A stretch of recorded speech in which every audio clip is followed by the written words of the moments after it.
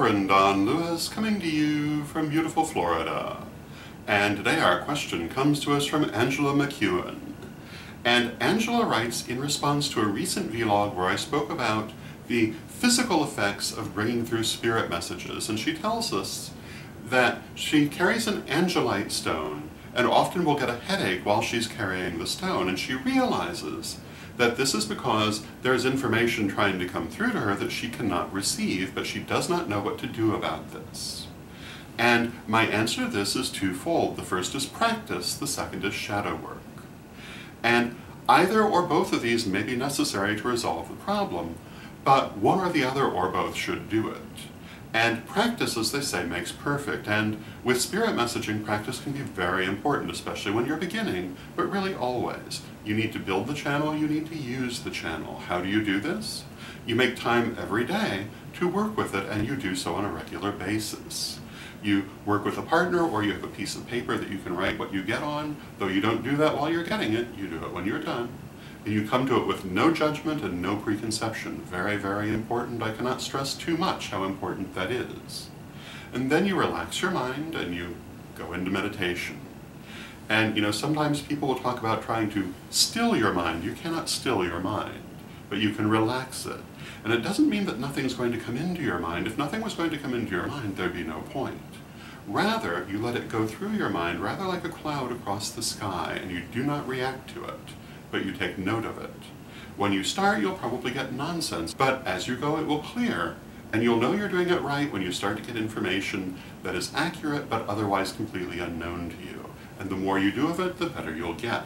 That would be my first recommendation for how to bring through the information that's trying to come to you.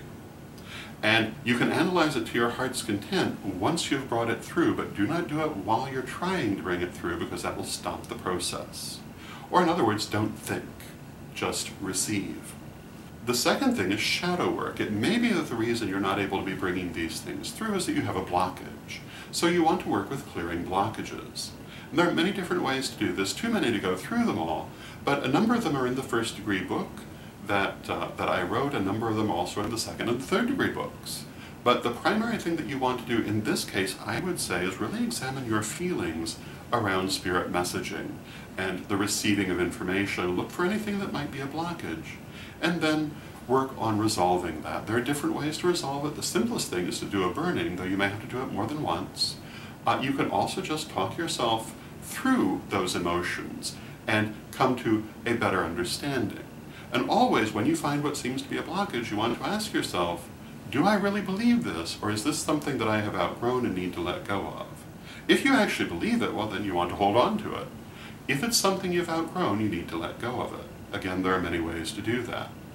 Everything that you find was probably wonderful when you adopted it, but as we grow, we change, and things that once served us very well will become outdated and constricting. And that's why it's important, no matter what stage you're at in your personal spiritual growth, that you never stop your shadow work, because you will still be changing. There is never a point where we stop changing, never a point where we will not outgrow old forms. So that would be my advice and my take on the question. I hope you find it interesting, and until next time, may your blessed be.